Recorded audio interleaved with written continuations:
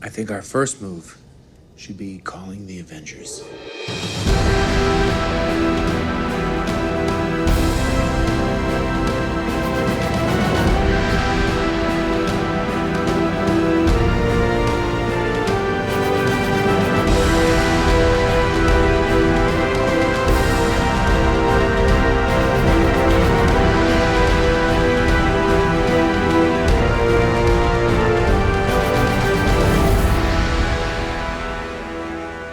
Hey there, Gothamites. Welcome to another episode of the Arkham Sessions. My name is Brian Ward. With me, as always, the psychologist to the superheroes, superheroines, and supervillains of Gotham City, and now the Marvel Cinematic Universe, Dr. Drea Letamendi. Hello, Drea. Hi, Brian. How are you? I'm doing okay. And with this upcoming episode, I sort of feel like it might be...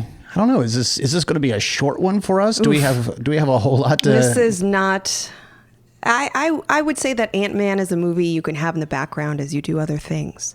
It's a really enjoyable movie. It's super fun. Yeah, but even the most traumatized people are kind of handling it pretty well, with one exception. You make a really good point. There are big things happening. Yeah. The stakes are very high. There are lives threatened. We're literally talking about the ability to create an army of ant-size soldiers. Yeah. And similarly, seeing characters shrink down and size up, like just that alone is a phenomenal thing. And yet it is not a very impactful story. It has just a very small, container. It doesn't really seem like a profound narrative to me. Yeah. Well, it's interesting. We jumped right into this. I sure hope we don't have any any sort of things to promote or talk about or any No, we're going to jump right into any kind of questions. So we're just going to jump right into Ant-Man. It is funny. The movie was originally written and was supposed to be directed by Edgar Wright, who a lot of people would know from really fun genre movies like Shaun of the Dead, Hot Fuzz, Baby Driver,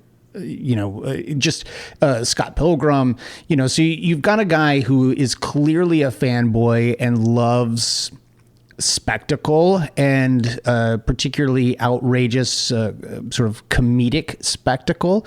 If anyone's familiar with the British TV series Spaced, he co-created that. And so it's interesting to think about a movie that could have been directed by Edgar Wright. He left the project. Apparently much of what he had sort of conceived as a story and eventually made its way into the movie that we now know. But it is interesting, some of the choices that were made, and he specifically wanted this to feel like a standalone movie, according to reports. He actually didn't want to make any references whatsoever to the existing MCU. He sort of wanted this to stand alone until it got folded into the MCU. And obviously that's not going to work. You've got a guy like Kevin Feige who is helming the MCU from the point of basically a story editor. He's not going to let this movie come in and suddenly jump the rails. But he did specifically say he didn't want the characters of Ant-Man or the Wasp or these the characters from this movie to make an appearance in the MCU prior to being introduced in this movie. And that actually explains a pretty significant difference between the comics and the MCU. The movie right before this, technically Ant-Man ends phase 2 of the Marvel Cinematic Universe, right? Phase 1 was ended by the Avengers. You would have thought that phase 2 would have built up to a second Avengers movie, but actually it builds up to a second Avengers movie and then Ant-Man, which is... Oh, so this is the last movie of phase 2? Correct. That's interesting. Yeah, but if you think about it, if you know the comics at all, Ultron in the movie is created by or sort of co-created by Tony Stark and Bruce Banner, right? Mm-hmm. In the comics, Hank Pym is the creator of Ultron. He is experimenting with intelligent robotics and ends up creating Ultron. And then Ultron basically forces him to forget that he ever created him. There's a whole lot going on, but if you think about it, that is a huge change from the comics to the movies. But would you say, though, that the Pyms are, it's not necessarily the family you want to create a lot of stories from? So here's the thing. Yeah. So I am 99.9% sure there are a couple of reasons why Hank Pym is not Ant-Man in this incarnation. For starters, let's be honest. Hank Pym is very similar to Tony Stark in many ways, and to Howard Stark, and in fact is a contemporary of Howard Stark, Tony's father.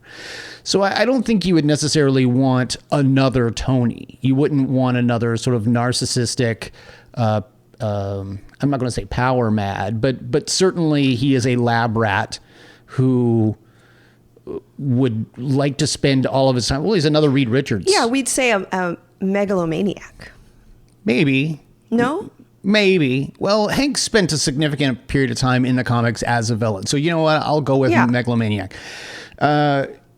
But yeah, so you've got that. You don't want him to necessarily be another Tony. So it's good that they brought Scott in, but really the problematic, and I think this is ultimately why they decided not to focus on Hank, is Hank Pym's reputation fell light years after he ended up hitting his wife, Janet Van Dyne, in an issue. And it's actually not even, I mean, he's hit her a couple of times that I can think of off the top of my head. One of them in a very Streets of Fire, the only way to save you is to knock you out. But neither is acceptable. But yeah, he is a very problematic character. You don't want him being a hero, and you don't really want Marvel or Marvel Studios to try to repair that reputation, even though they don't discuss it at all in the movies. They don't want to villainize him for this multi-billion-dollar franchise, but they don't allow him to take on the mantle of Ant-Man as the hero. That's the job of Scott Lang, who is the second Ant-Man in the comics, an ex-convict. In the comics, Scott was an electrical engineer, which is still true to this movie. You can see that he's a really smart guy. He's not just some dude who gets a suit and learns how to use it. He is genuinely a smart guy. And he ends up working for Stark Industries and then steals the suit. And in this case, he is a guy who's down on his luck, became sort of a Robin Hood-esque hero when he took down a major corporation that was victimizing people and awarded millions of dollars to the victims. He hacked in to their systems and gave out millions of dollars to various victims of this company. It's sort of a Robin Hood type gesture with almost I'd even say a social justice 100% element, right? Where we're sort of identifying that people have been wronged and have been treated unfairly, and he's recovering, he's sort of restoring that among people through this transaction. It's illegal, so he goes to jail. Yes, but becomes sort of a folk hero, of sorts, not just amongst those people, but amongst other burglars and thieves. They all know who Scott Lang is. but yeah, still Scott's trauma, for lack of a better word, is really the fact that he has an insane amount of love for his young daughter, who he's not been able to see for the years that he has been incarcerated. His ex-wife is now married to a cop who obviously looks down on the ex-con ex-husband. They don't allow him to see Cassie, his young daughter. Right. And in fact, we see he brings her a birthday present at a birthday party that he was not invited to.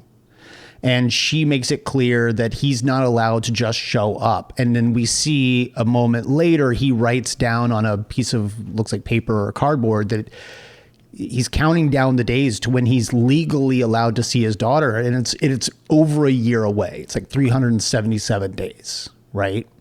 So, so this is a guy whose torment is really driven. It's another one that's kind of moral compassy. He loves his daughter. I mean, I will say what I like about this movie is that Scott Lang is experiencing many of the hardships following incarceration. There is a term for this. It's called prison penalty. Like he's serving a second punishment, or he's serving a second sentence, which is considered in the social sciences the prison penalty. What happens after you get out, and after you've paid your price to society, and you're still paying a price to society. I do think that they you know, it's a Marvel movie, so it's going to have some light touches, but you see him struggle. He's working for Baskin Robbins. That's the punchline. Like that alone, like you've got a master's in engineering and you've got to work in an ice cream shop.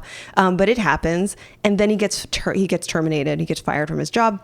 Because they find out that he had a criminal record.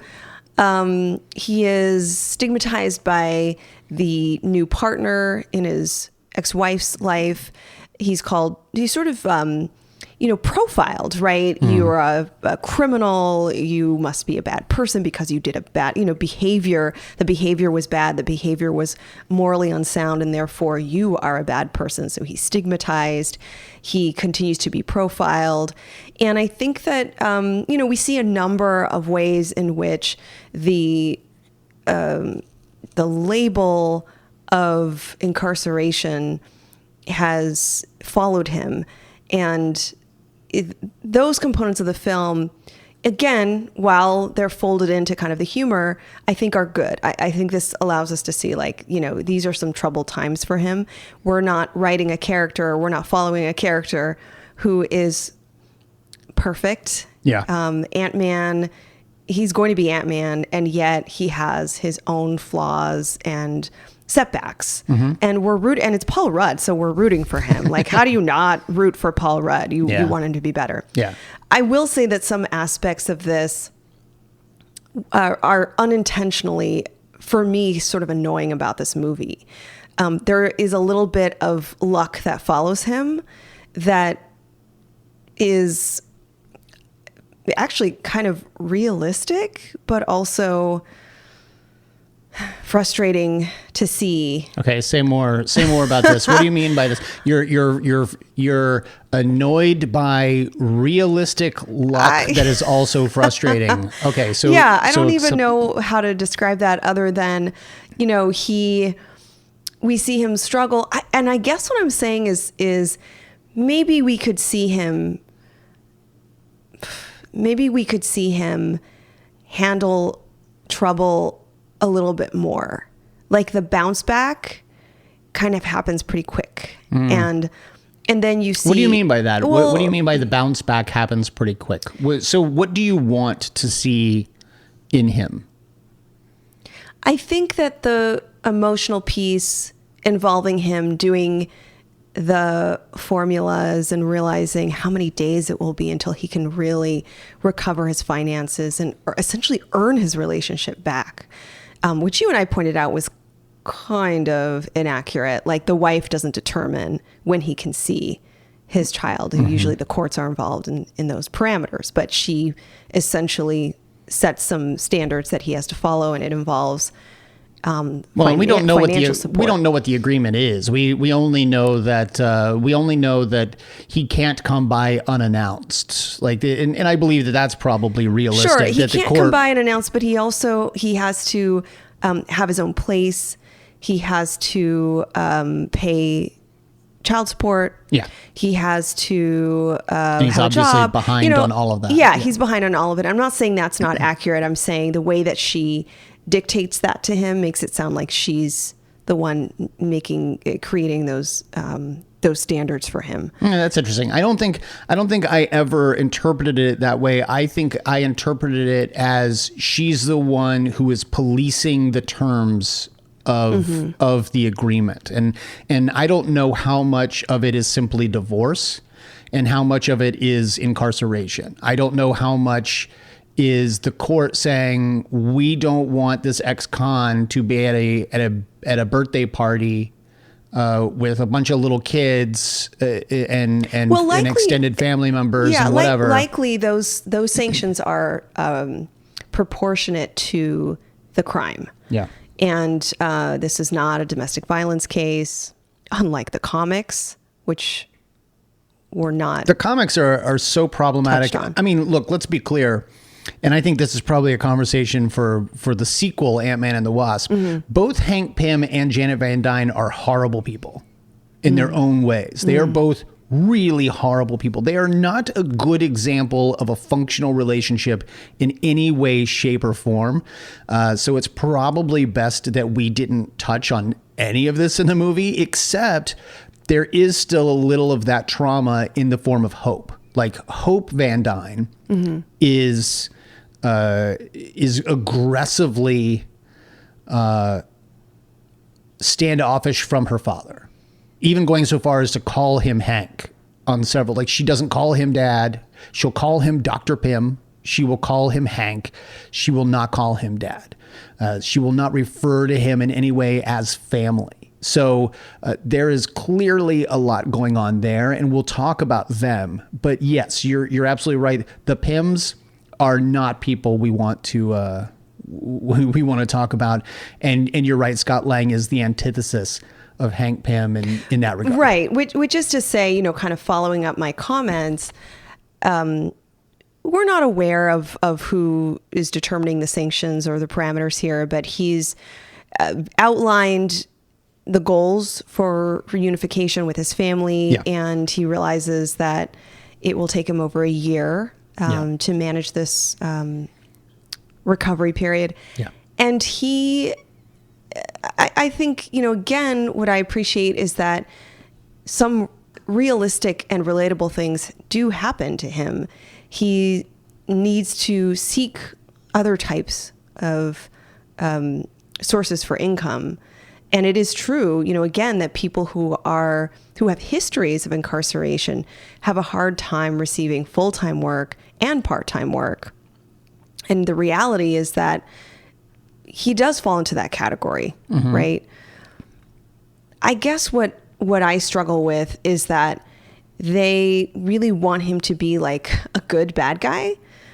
And a good bad guy is somebody who broke the law, but had a justification that almost supersedes that law. Like he was correcting an injustice, and in doing so, he served time. And then following his incarceration, he is brought back into the thievery world by his former colleagues, some people that, at least his friend that brings in other people. And I think what I honestly have to comment on and I'm wrestling with is like, they really want to create two worlds for us.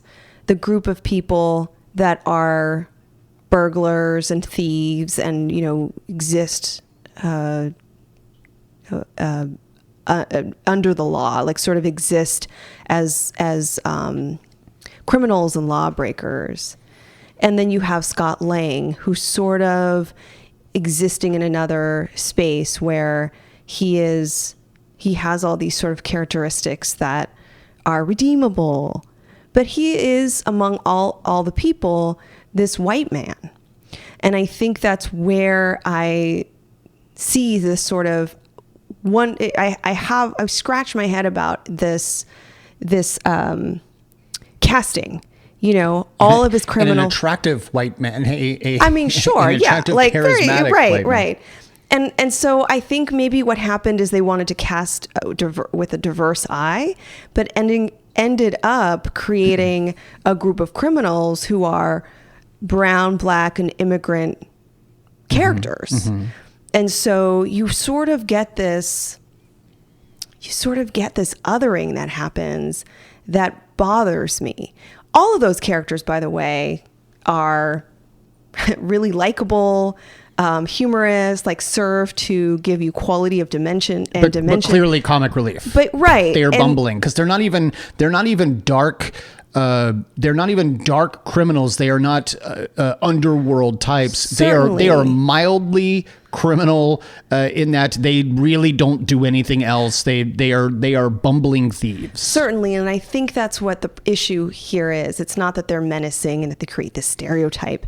It's that they are kind of surrounding the white characters with their kind of literal marginal narratives, but this is all to uplift this story about this white man who's served time in jail and kind of experiencing a lot of lucky, quote unquote, lucky outcomes. Fast forward to the end, he actually doesn't end up serving time again. He actually does catch a break. He escapes from prison because he's Ant-Man. He does violate the law, but it is cheerleaded. It is celebrated. It's like, you don't have to go to jail. You're Ant-Man. And I just think that is an unfortunate... Oh, that's interesting. That's not at all how I took that ending either. Oh. Well, I mean, you're not wrong. You're not wrong. But this was him redeeming himself in the eyes of his family, because the cop that let him off was not the system. Like, it was not the city, the government didn't let him off the hook. It was the new father, the new stepfather. The new stepfather is the one who lied to the precinct, to the judge and everyone, and said all the paperwork was done, that there were camera problems. The paperwork was filed correctly. I'm going to let Scott off the hook for having escaped prison. Well, and that's a very powerful thing to do. And so it's him saying, you saved my Sure. family, you saved me, you did this, not because you're Ant-Man, but you showed me that you are a better person than I ever gave you credit for, so I am going to let you off the hook. I think before we move forward, I will point out that Hank is acting within a very privileged and powerful position. So he gets to do what he does. Yeah, whatever he wants.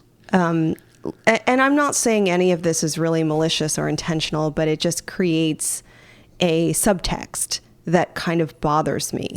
And let me say, quite personally, I don't get to see a lot of Latinx people on TV and in movies and in Marvel.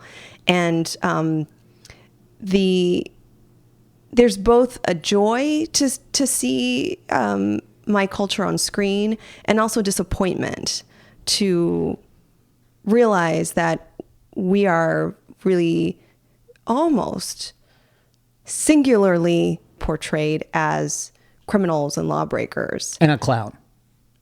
And a clown. Who's the clown? No, I don't mean a literal clown. I mean, but Michael Pena is playing comic relief. His entire character is a clownish, bumbling, buffoon. And actually, you're not wrong. There is this element of, a very Cantinflas symbolism. Like, people are. He's not threatening if we can laugh at him. He's adorable. Yeah. And again, really love him as an actor. Really actually like the character. And apparently the character the performance was based on a real friend of his who is a minor criminal and who genuinely talks that way, that fast, and that, is just, he says that he's basically that adorable, and so he just did an impersonation. So I'm not suggesting that the man doesn't exist, but I'm saying for the only representation in this movie to be this sort of bumbling, I don't want to completely call him an idiot, because he's actually able to do a lot of what he's asked to do in the climax of the film. But yes, I see your point. No, he certainly has his moments in the film as a character. What matters and who matters in this film are Hope, Hank, and Scott. Those are the folks that matter. Those are the folks that everybody else is in service to in this film.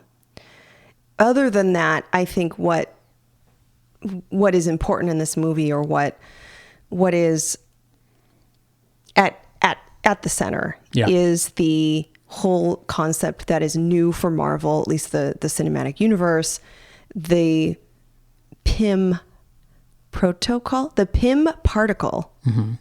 The PIM particle is this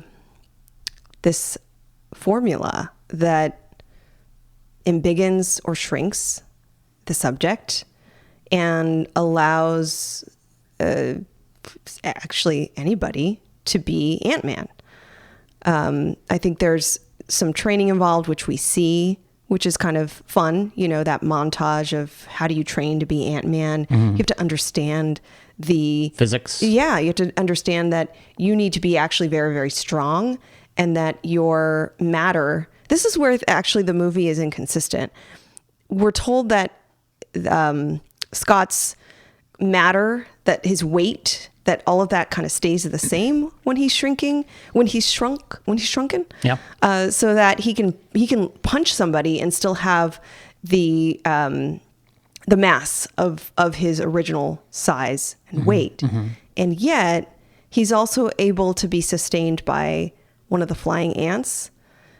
So there's a little bit of inconsistency around the physics. Well, no, the idea, and I see what you're saying, but the idea is that in a similar way that an ant can lift 50 times its own weight in reality. So like one ant could lift the entire sugar cube, and yet an ant could crawl on top of another ant without crushing it. Like its weight doesn't change, but its strength it exceeds what we as human beings do. So the PIM particle basically allows him to shrink to the size of an ant, but maintain the same force and strength that he has as an adult. And in fact, even amplifies it a little bit, because, some of those punches are hitting harder than they would. Well, folks who are listening who are physics majors and who understand this know that force is a direct outcome of mass. So his mass has to stay the same. Yeah, we should totally just debunk everything about this comic book movie that is using comic book science. Yes. Yeah. Okay. It's not a big deal. It's just that. So what you're saying is he should crush the ant. Yeah, I mean, it's best that they not even address, like, don't even say, don't even need to say those things. No, you have to say it. You have to explain the science in a movie like this. Like it's what makes the audience believe that it's possible. Like, why can a little man punch an adult man? Well, you have to have set it up earlier. You have to have explained, well, we are making you smaller, but your mass and force are remaining the same. Yeah. So that we're able to understand why he is able to beat up Falcon. Add that Rocket Raccoon joke, but then how can I sit on an ant, and then, well, now you're just follow that up. You're just wanting the scene to be too long. Yeah. You're just wanting the scene to be too long.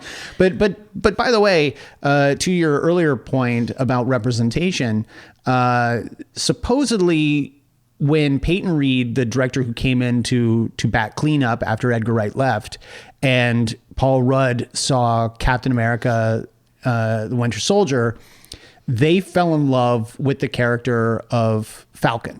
And they really wanted to write Falcon into the movie. Apparently, none of the original characters were ever written in to be in this film until after they went to see the premiere of that. And they decided they really wanted Sam to make an appearance. And Kevin Feige was like, oh, that's perfect, because as we establish at the end of that movie, Sam is living at the Avengers campus. So it makes sense that if they're going to go to the Avengers campus to steal this little piece of gadgetry that they need. No, I find that to be to the reverse. Like, how do we get them to the Avengers campus? Let's just say there's a little knick-knack. There's a little thing. There's a little piece of, there's a gadget that he needs to get there. Got it. Okay, that's what it is. I believe that that's what happened. I don't understand what you mean. That they already knew he was going to need to encounter Falcon.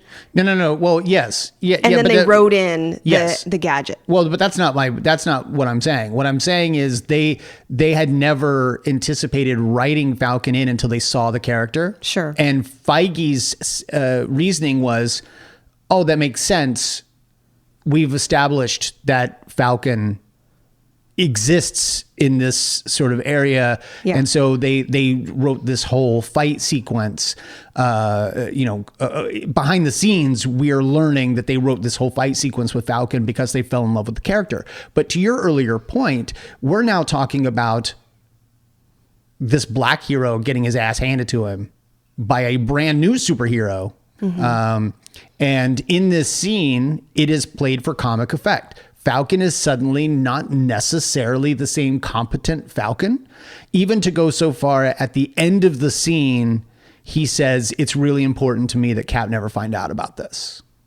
So you've got a guy who is still charming and still the lovable Falcon, but at the same time is again played for laughs and is defeated by Scott. Mm-hmm. So this is sort of just another addendum to your earlier point about representation and competence. I will say, and I don't mean to be so harsh about this film, but I will say when I watched it this time, that scene does feel shoehorned.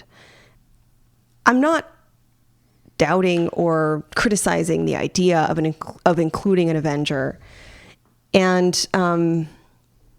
he seems like the right person to include. It did seem shoehorned. It did seem like, how can we spotlight or celebrate this character? But it fell flat, as you said. Yeah. And, overall, I think there could have been other casting that could diffuse some of these, this undercurrent or this sort of this message that comes through, probably unintentionally or maybe even subconsciously, that can kind of bother some of us as viewers. Yeah. Let's talk about the one character in this movie that I feel like they spent a significant time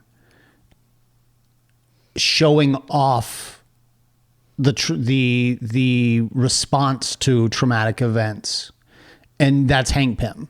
I feel like they did do a good job of showing us a multidimensional character who is someone who regrets his previous life. And by that, I mean, he is a brilliant scientist, engineer that created the suit and the Pym particle. And he and his wife, Janet, became superheroes for the government, becoming ant-sized soldiers for the government.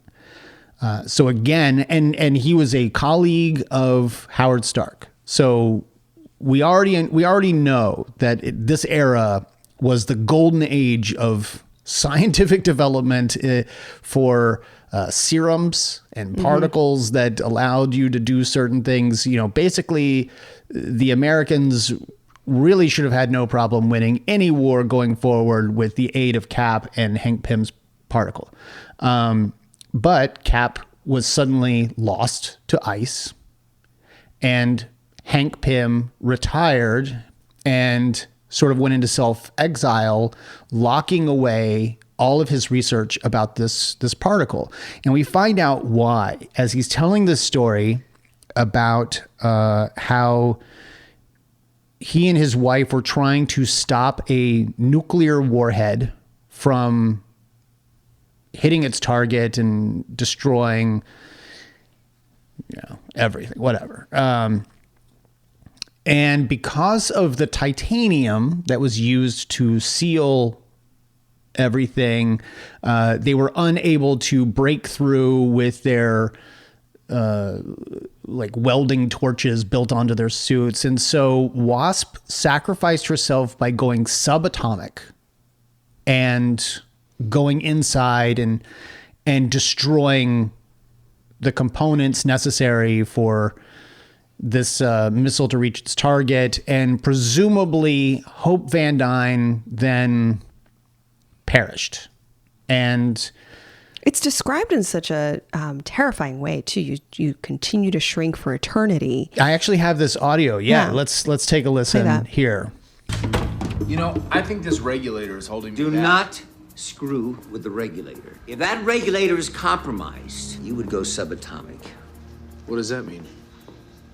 It means that you would enter a quantum realm. What does that mean? It means that you would enter a reality where all concepts of time and space become irrelevant as you shrink for all eternity. Everything that you know and love, gone forever. Cool. Yeah. If it ain't broke. It's a horrifying notion.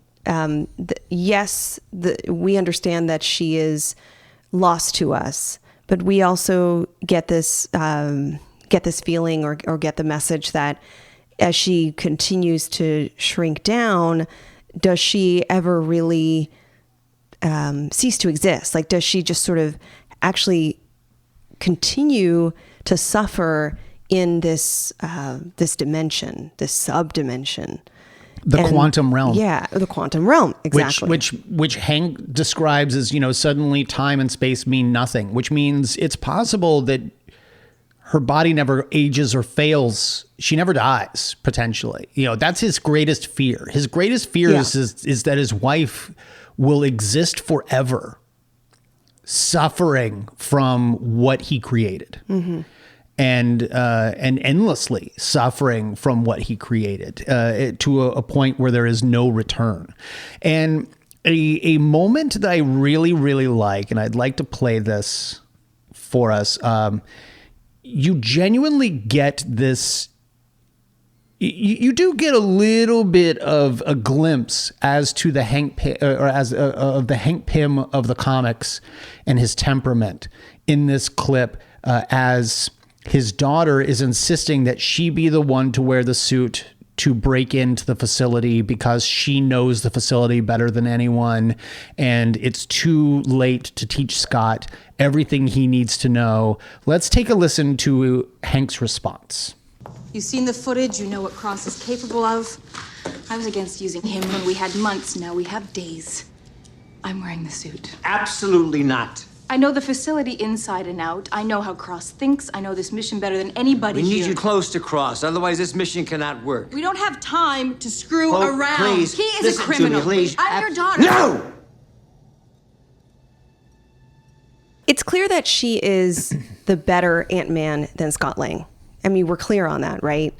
That she shows us she can manipulate the ant armies, that she is physically fit and has a readiness to do this, that she's intelligent, that she's capable, that she knows after decades of being immersed in this work, she knows the technology and the science. She is clearly a better Ant-Man.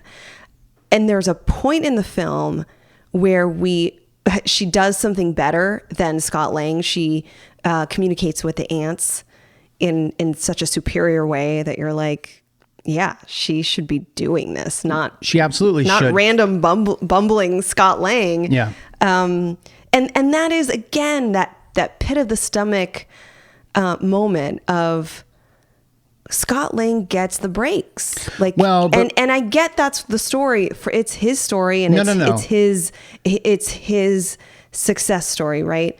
But in that moment, it's like, oh, she clearly is the better Ant-Man, but she's being protected by her father, who knows better. Well, yes, that's the point. And it's not because he knows better. It's because he knows that she's better at it. He knows, but he also knows that with that comes the risk. The risk, if not the inevitability, that she will end up the same way as her mother. And he can't live with that. So he would rather, this is where Hank becomes a bit nefarious. He would rather take a dude who is just an ex-con, who's good at being a thief, who happens to be a good electrical engineer as well, who can get behind the science, but is ultimately expendable. That's the con. Yeah, Is that the con? Yeah, he would rather take a dude who, he doesn't want to lose his daughter, No, despite I get the it. fact that she has cast him aside. He refuses to tell her what happened to her mother.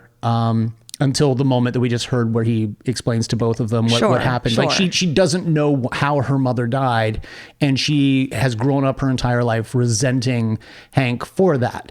But I think that ultimately he has selected a person that is expendable. I understand that. I think that moment too, to the credit of the film, is an overt nod, a very visible nod to us that let's just be clear that she would be, she executes this better. She would be the better Ant-Man. And he acknowledges it at the end in a post-credit sequence, where he shows her an unfinished Wasp suit and says that it's a prototype that he had been building with his wife for her, for Janet. But obviously Janet never got to use it. And now he realizes that what they were really doing was building it for Hope, that Hope is the one who is clearly capable and the one who belongs in the Wasp suit. So he does come to terms with it, though it takes a post-credit sequence. Well, and I certainly think that the mid-film nod to us is, you've not seen me yet. Like you just wait. I'll be in that suit or a similar suit. Which, by the way, this movie, and you and I even mentioned it when we watched it. This movie falls back into the phase one trap of it's the same plot. It's the same beat for beat plot of a character having something, in this case, a suit similar to the arc reactor and the Iron Man suit, where the villain ultimately wants to recreate the arc reactor, or in this case, the Pym particle, and get his own suit and become a bad guy. And that's exactly what happens. And this even, I would say that mid-movie acknowledgement of her competence is basically a nod to Iron Man, the first Iron Man, where Terrence looks over at the suit that would eventually become his, and he says, "Next time," So you're like, oh, Iron Man's going to have a partner also in the suit. And in this case, Ant-Man's going to have a partner in a suit. And so, yeah, they fall into the trappings of this movie just being the exact same movie as all the others. Now, where they sort of subvert all those expectations is in really incredible and fun climactic sequences that sort of almost poke fun at the dangers of the previous movies. The idea that in the movie just before, we had a character lifting an entire piece of earth, an entire town off of the ground and destroying it. And you really don't get any bigger than that. And then suddenly, Thomas the Tank Engine is believed to be a real threat, as they are tiny characters on a Thomas the Tank Engine toy train set. And suddenly Thomas hits Yellow Jacket and falls over because Yellow Jacket still has the mass and Right. but he's terrified. He thinks he's going to get hit by Thomas the Tank Engine. And for those who haven't seen it, just imagine Thomas the Tank Engine, this black and blue train engine with the most joyous face you've ever seen, speeding towards you and hitting you. And then we suddenly see from our real life perspective, this tiny train fall off the track. It subverts what we have come to expect from all the other Marvel movies building up to this one. So you're it's right. fun. The crescendo is in a child's bedroom. Yeah. And so you see all of the miniature aspects of that, the train, the toys, the different things that actually become big threats when you're tiny. Yeah. And I think that's really excellent. It's absurd, but it's also excellent perspective. Yeah. And I love that choice. There is a heist that happens that involves insects, mostly ants. I think pretty much all different types of ants, and trying to get the little Yellow Jacket suit, away from the villain, and that's super fun. But I think you're right. I think the final climax, this scene that's really just in this tiny room, is the most fun and carries weight. It's high stakes because it really is this little girl's life. Yeah. And that's I think a good part of the film. And nothing about this is poorly written necessarily, or I'm not seeing any extreme poor choices. I think that it just doesn't land. It just sort of falls flat generally and needs something. That's interesting. I mean,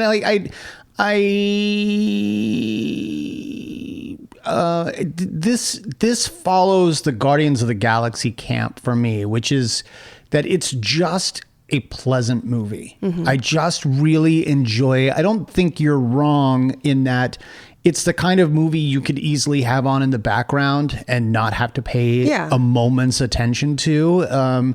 But I do find a lot of joy in this movie. I think it's a fun movie. And I think a lot of that has to be given to Paul Rudd, simply as a charismatic actor who is just delightful to watch at any time. And despite the caricature nature of it, I just love Michael Pena. And I love Michael Pena in anything he's in. I would be hard pressed to find a movie that I've seen him in where I'm just not like, I love this actor. So for me, it's a delightful film. I didn't really think that it fell flat, except that it fell back into the trope of Phase 1. I don't in any way care about the villain for that reason. It is a little ironic that for a company that tried to actively steer these characters away from the problematic history of Hank Pym, they chose Yellow Jacket as the villain, because for those who don't know, when Hank actually ended up slapping Janet, it's because he was Yellow Jacket. And like he created the Yellow Jacket character. And Drea, I would love to get your analysis of that whole storyline anyway, because it's a classic example of writers not knowing what they're talking about when they're writing and not caring, because they know their audience is children and they won't know the difference.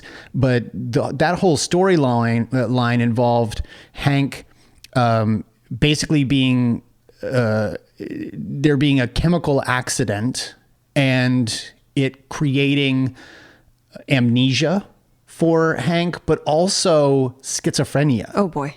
They Like they used that diagnosis? Yeah, Oh yeah, my goodness. Yeah. He is diagnosed with schizophrenia, despite the fact that in no way, shape, or form does anything that happens to him involve any of the symptoms of schizophrenia. So yeah, that is. Well, it's interesting because, and we're on a bit of a tangent. This isn't in the film, but mind wiping, or a version of brainwashing, or amnesia, or some kind of head trauma. These are common ways to undo some things that have been written, whether it's through a catastrophe or Mephisto makes a deal with you and you just don't remember. Like, you know, like there's all these ways in which the writers can zap away or wipe out retcon a whole history. Yeah. And mind washing is extremely common in the comics. The MCU can't do that as frequently. They don't really rely on those, what I would consider tactics or even stunts. Yeah. To tell a story. They have to be a little bit more thorough and thoughtful. And so I do like the choice of let's not even touch that. And the majority of the audience is not going to know that Yellow Jacket reference. So they made kind of a little bit of a risk, but probably ended up being in safe territory. Oh, 100%. Yeah. I mean, it's a classic. It's an obvious villain for an Ant-Man movie. But it is interesting that if you really wanted to avoid that whole thing, you could have kept Hank out, and you probably could have kept Yellow Jacket out as well.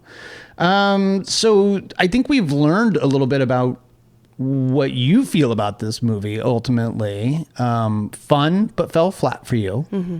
I did like that kind of redefining of family at the end, where everyone's at the table, including the giant ant as the new pet. Like there's, there's some of the coming together, the outcomes are in fact really, really solid, like really make a meaningful story. And yet there are some things that just don't work for me in this film. I thought it was just sort of fun and delightful all the way around. But another cookie cutter MCU film. We are officially done with 2 phases of the Marvel Cinematic Universe, and we are pushing through toward Endgame. Drea, why don't you tell the folks at home where they can find you online? You can find me on my website, drdreapsychology.com, or on socials at Arkham Asylum Doc. You can find me online. I am at bward028 on Twitter, at b_ward028 on Instagram. You can find us both at Arkham Sessions on Twitter and at the Arkham Sessions on Instagram. Follow our family over at Fanbase Press and come find us on Facebook. I want to thank all the patrons who made this episode and all of our episodes possible at this point. My father, Carl Ward, Weffy, Christopher Bauer, Eric O'Sullivan, Zach Neal, Michael Pruitt, Zachary Hunter, Dr. Girlfriend, Maria Diego, Nick Gilbert, Dr. Jerome Anderson, John Henry, Jay Griffin Hughes, our dear friend Todd Stashwick, and I want to give a special shout out to Mike Blanchard, who, Drea, did you know on Patreon you can actually prepay for a year in advance? You don't have to go monthly if you don't want to. Mike Blanchard just put in his annual contribution to our Patreon. And so I want to thank Mike for his contribution. And I want to say that December has a lot to look forward to. So if you're interested in some of what we've got coming down the pipe, go over to patreon.com/Arkham Sessions and join the team. Until next time, when we're going to cover a movie that will talk about brainwashing, maybe, Captain America: Civil War. I'm Brian Ward. I'm Dr. Drea Letamendi. And together we are the Arkham Sessions.